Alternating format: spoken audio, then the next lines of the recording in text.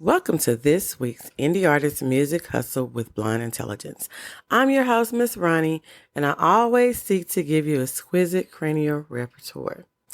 This week, we're going to talk a little bit about the legal actions that Drake is wanting to take with the Not Like Us and something with Universal Music Group. So we're going to look at this because I have seen a lot of commentators talking about it and people having, I would say, mixed emotions about it because a lot of the argument seems to be coming from an emotional place. But Drake has stirred up significant controversy in the hip-hop community through his ongoing disputes with fellow artists Kendrick Lamar and Metro Boomin. One of the major points of contention arose when Drake challenged Kendrick to a rap battle, suggesting that Kendrick's son was his best friend. This personal dig created tension and drew attention from fans and media alike. Additionally, Drake accused Kendrick of being a woman beater, which intensified the conflict and started discussions about the nature of their rivalry. Kendrick Lamar responded to the feud with his track Euphoria, in which he reflects on the struggles that Drake seems to be facing in his career. The lyrics of Euphoria suggested that Drake, who was once at the top of the hip-hop world, might be experiencing a downturn. For example, Kendrick raps about feeling lost and facing challenges, which many fans believe parallels Drake's current situation. This indicates that Kendrick is not only addressing their rivalry, but also commenting on the broader implications of success and failure in the industry. Drake's current standing in the music industry is a topic of much debate among fans and critics. Some argue that his recent controversies have tarnished his reputation, while others believe that his ability to stay relevant despite the drama shows his resilience. The ongoing discussions surrounding his music and personal life demonstrate that he remains a significant figure in hip-hop, even if his image has been affected by his disputes. The tension between Drake and Kendrick also highlights the complexities of relationships within the hip-hop community. While competition is common, personal attacks can escalate quickly and lead to public disputes that capture the attention of fans. The rivalry suggests that artists must navigate their personal and professional lives carefully, as their actions can have long-lasting repercussions. And I think that in this situation, I don't think that it's going to cripple Drake financially, but I do think that there's going to be repercussions from the hip-hop community. The situation between Metro Boomin and Drake is so messed up to me. It was alleged that Drake told Metro Boomin that he did not give a fuck about what happened to his mother. He just needed to shut up and make some beats. When fans found out, they took to platforms like TikTok, Instagram, and Twitter to express their outrage of Drake's alleged insensitivity. I really think that there will be a resurgence of BBL Drizzy now that more facts are revealed. All I have to say is that Metro Boomin handled it better than I would have. Because to me, there's still time for someone to need a new grill.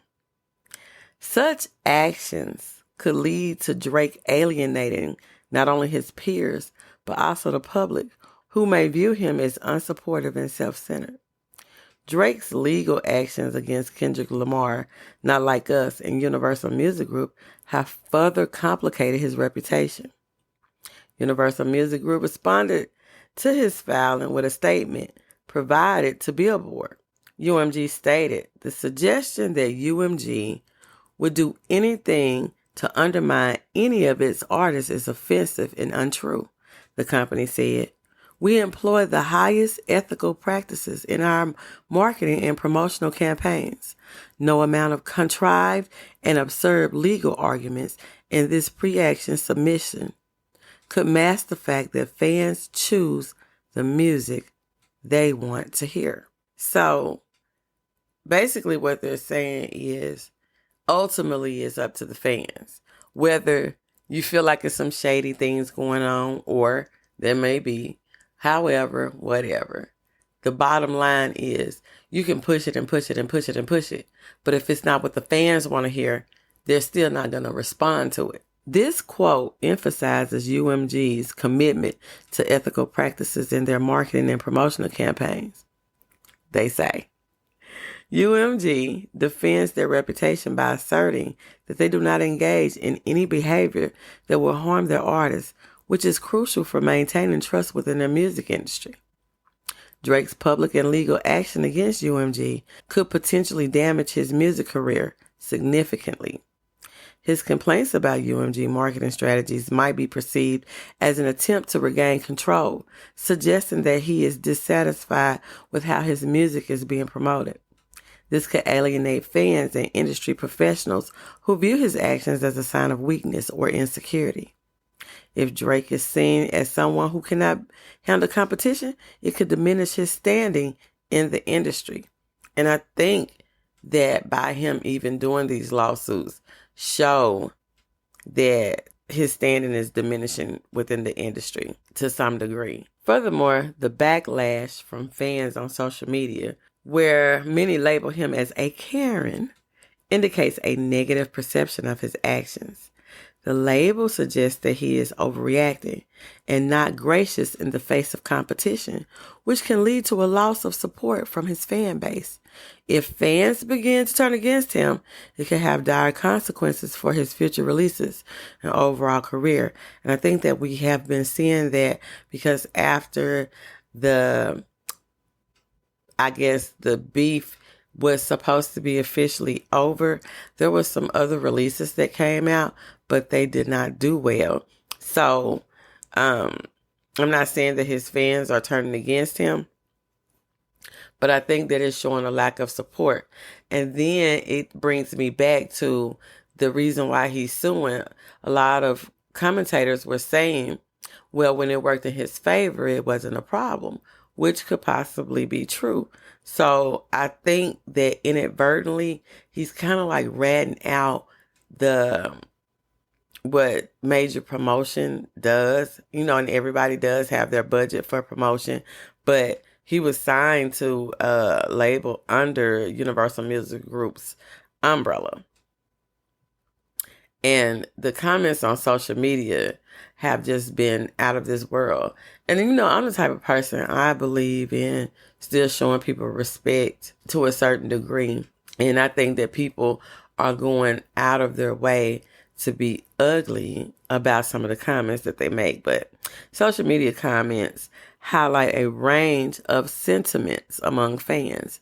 Some defend Drake, and those are the ones they call Drake stans, because to me, a lot of the arguments that they may have are not merit-based. It's just because they want to argue, and I don't get that because that's just not something that I do. Some of his fans argue that he has the right to protect his brand and career, while others criticize him for not handling the situation more maturely. Or, in that matter, earlier. I mean, it's been months. The discussions often mention his long-standing presence in the industry, with many highlighting the conflict between his past successes and current struggles. The contrasting perspective emphasizes the dichotomy of how Drake is perceived, either as a seasoned artist fighting for relevance or as a celebrity desperate for attention. I think that Kendrick did tell him, he said, you like being famous.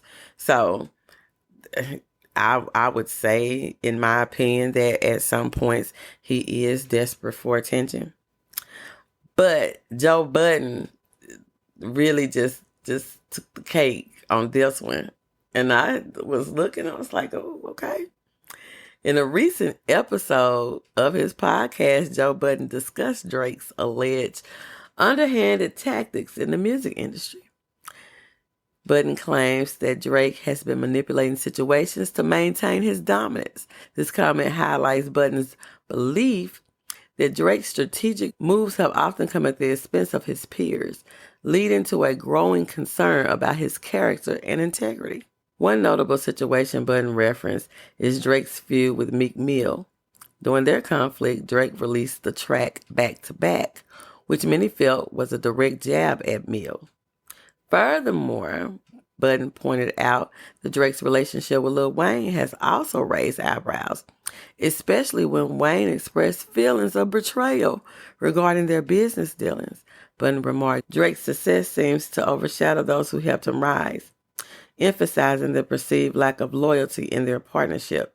And it's not just that, because it was like, I don't know exactly how it went, because, people run with their own narrative. I don't know if Drake knew the girl first and then she ended up getting with Wayne and then getting back with Drake, or she knew Drake and they hadn't slept together or whatever. It doesn't even matter. The point is that she was with your friend right then. I think something should have been said. But if it was just something that you didn't, that wasn't going on, she wasn't your girl or whatever, I'd be like, back in the day, but I don't understand that. So when people say it's strange or weird, to me, it is strange and weird. Another example involves Pusha T, who publicly called out Drake in the song, The Story of Adidon. Budden mentioned that his beef exposed personal issues, including Drake's family matters. It wasn't just family matters. He told about a son that Drake hadn't introduced to the world at that time. I don't know about the situation with a little girl that was mentioned in Meet the Grams, but it seemed similar, and I don't know if it went over the same way, but people did go looking. People think they found evidence. I'm still waiting to hear more about that situation.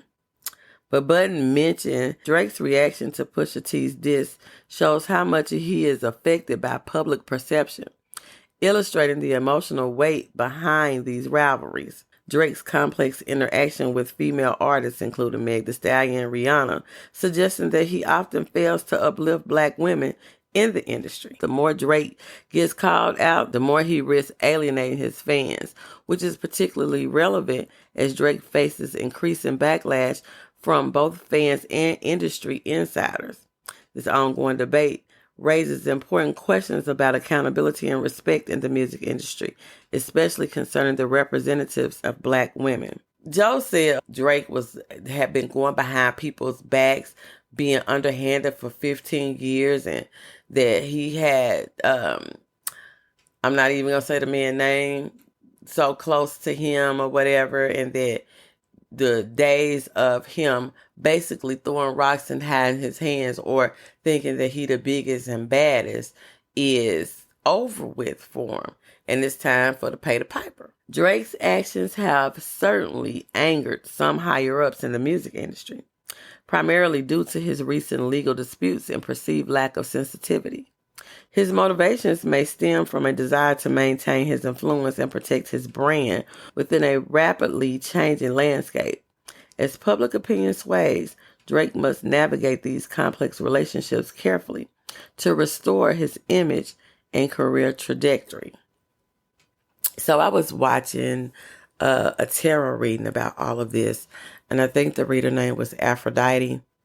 And of course, all of that is for entertainment purposes, but he did a reading and he was saying that he feel like that Drake is really trying to expose some things that go on in the industry, and ultimately that he's going to be okay. And in the reading, he felt that the labels was going to throw the artists under the bus to maintain their integrity. So even with all of this that's going on, I would like to see what's going to happen. If people thinking that Drake is going to fall and he's going to lose all his money, artists make other investments so they don't have to keep being artists. So I don't know what all he's done business-wise, but according to this reading, he's probably going to end up okay. The music part of it may not be like it once was, but some exposure is going to come out. So I think when things like this happens, it's just God's way of clearing a path for more independent artists to be able to do what they love. Because many times artists is not trying to be on top of the world and be rich and famous and this. And I just feel like if that's what you're looking for the trouble that comes along with it. And there's nothing wrong with striving to be a world famous star. But, sometimes it's just in your stars to be what you're going to be. And I think success is measured at different levels. And I think that you can be exposed internationally, but you might not be as big as the next person, but you still can have a worldwide fan base. So I think that it's all in what you consider success. But that's all that I have for this week. And I hope that some relevant information come out of all of this. I don't know. It's not a lawsuit yet. I do know that with Drake. And I think that Drake needs to leave it alone because it's like he keep adding fuel to the fire. And I mean, I don't know how much bigger Not Like Us can get, but it's like in Kendrick's lyrics, he is really pointing out some things that you're showing us. So like I said, we're just going to keep watching, see what's going on, other information that come out. Remember, you can find the podcast on all podcasting platforms. You can find us sometimes on social media. And you can find the merch and other information about Blunt Intelligence on the website at www.blunt-intelligence.com. And I will see you next week. Bye. Hey, girl, let me tell you about this podcast. Girl, everybody has a podcast these days. But this one interviews new and interesting indie artists. It's called Indie Artist Music Hustle with Blunt Intelligence. Really? Where can I find it? It's on all podcasting platforms, streams live on social media, and on rpentradio.com. What'd you say it was called again? It's called Indie Artist Music Hustle with Blunt Intelligence. Girl, I'm gonna have to check her out. Give it a check, girl.